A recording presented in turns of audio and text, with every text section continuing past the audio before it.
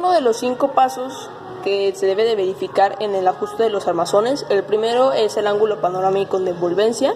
El armazón debe de seguir el contorno de la cara. Primeramente tenemos que escoger un armazón que le quede de acuerdo al rostro de la cara, que no sea ni muy grande, ni muy pequeño, ni circular y tampoco de aviador, ya que estos pueden llegar a provocar que la altura del corredor, que sería en esta parte, le quede o muy abajo o quede muy arriba y el campo de visión sea demasiado pequeño. También se debe de corroborar que el armazón asegure mejor la visión periférica, que sería de estos lados. Tiene que marcar aproximadamente un ángulo entre 5 y 10 grados.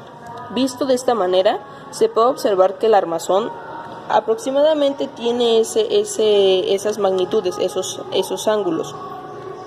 Ya que si por ejemplo se pone un armazón de este tipo, evidentemente este es solar, pero se puede notar la diferencia entre la curvatura que tiene uno hacia los lados y lo medio plano que tiende a ser el otro. Este tipo de armazones es de preferencia o los más convenientes para lentes progresivos, ya que este no tiene un buen ángulo panorámico, es muy exagerado para un lente progresivo.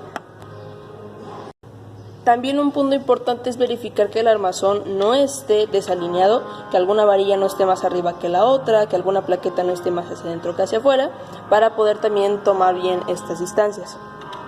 Después continuaríamos con el ángulo pantoscópico del armazón. Primeramente las varillas deberán formar un ángulo pantoscópico aquí en esta parte positivo, que tenga un plano de entre de 8 a 12 grados para que en este caso el paciente tenga una máxima visión de cerca, que sería aquí en esta parte. El armazón no debe de estar completamente plano, como aquí lo estoy mostrando, tiene que tener una pequeña curvatura para que este también esté más próximo al rostro del cliente. Se tiene que corroborar que ambos ángulos de ambos lados del armazón estén completamente iguales, ya que si existe esa desigualdad, el paciente o el cliente va a reportar que una le pega más en la mejilla. Estaría más o menos como algo así. Después se tiene que verificar que la distancia entre el vértice sea entre de 12 a 14 milímetros, que es la parte del ápice corneal, que sería aquí en esta parte, que se tenga esa distancia para que también al cliente no le exista esa molestia.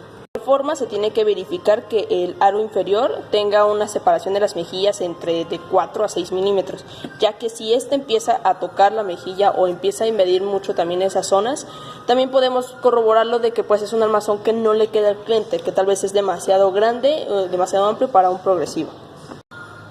Después tenemos que ajustar las varillas de las sienes, que sería aquí en esta parte, donde tendría el rostro de la persona.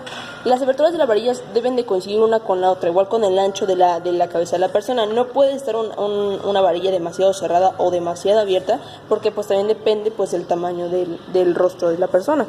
Se tiene que verificar que ambos ángulos sean completamente iguales, y si existe una desigualdad, el paciente va a reportar que uno de los aros le pega en las pestañas y el otro no, es decir, va a estar como algo así.